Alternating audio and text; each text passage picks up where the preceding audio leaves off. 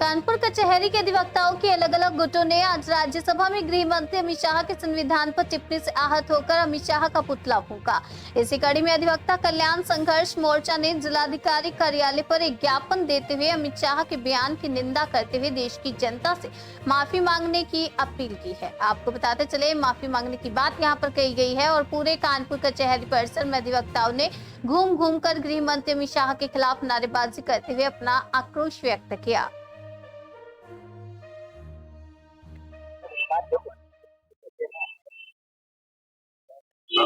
अमित शाह का जो बयान है, कुछ ऐसा नहीं लगता है कि मनुस्मृति मानने वाले लोगों का बयान है एक तरीके से? नहीं, बिल्कुल ये बयान जो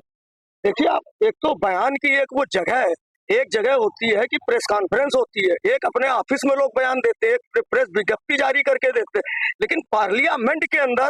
जिसकी पूरे टाइम पे जो है रिकॉर्डिंग होती है, वो रिकॉर्ड में लिया जाता है, वहां पे उसने बयान दिया अमित शाह ने। वो जानता है कि अगर ये बयान मेरा जो है ये दर्ज हो जाएगा तो ता जिंदगी जीवन भर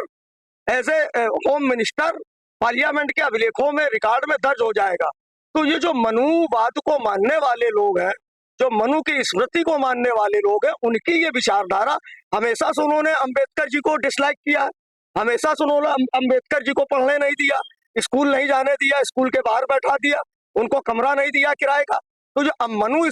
स्मृति को मानने वाले लोग थे, आज उसी को आगे बढ़ाते हुए अमित शाह ने जो बयान दिया है, तो जिससे पूर्णतः ये लगता है कि मनु स्मृति बेशक बाबा साहब ने चलाई थी, लेकिन उसको फॉलो करने वाले अमित शाह जैसे लोग अभी भी इस देश में है, जो मनु स्मृति के अनुसार इस देश को चलाना चाहते हैं, खुद को चलाना चाहते हैं।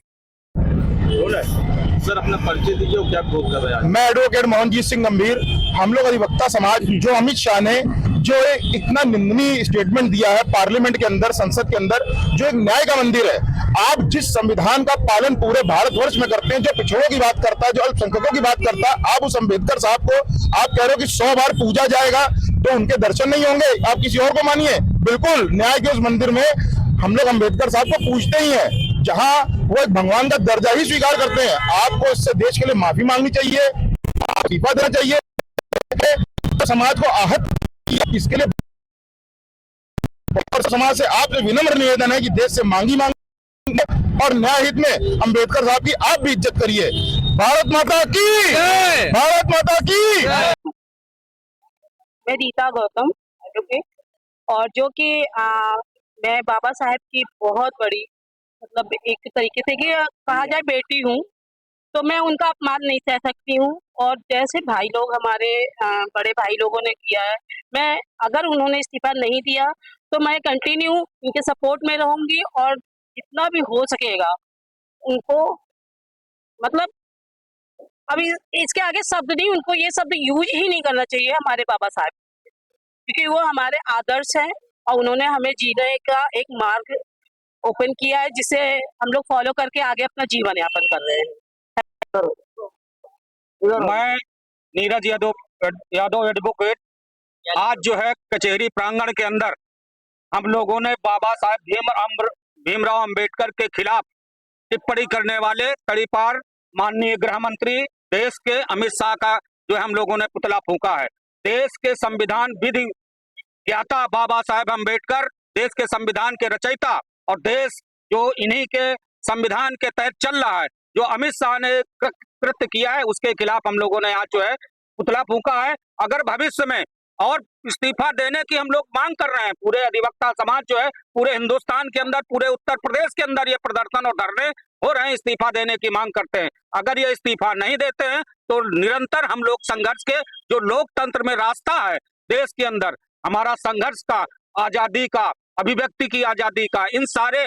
को लेकर के हम लोग आगे संघर्ष के लिए बढ़ेंगे। बहुत दहन, हमारा नाम राहुल कनौजिया है। पुतला दहन मैंने इसलिए किया था क्योंकि संसद के अंदर एक बहुत ही शर्मनाक बयान दिया गया हमारे गृह मंत्री द्वारा, जो खुद एक तड़ीपार व्यक्ति और ऐसे व्यक्ति पर उन्होंने प्रश्न चिन्ह उठाया है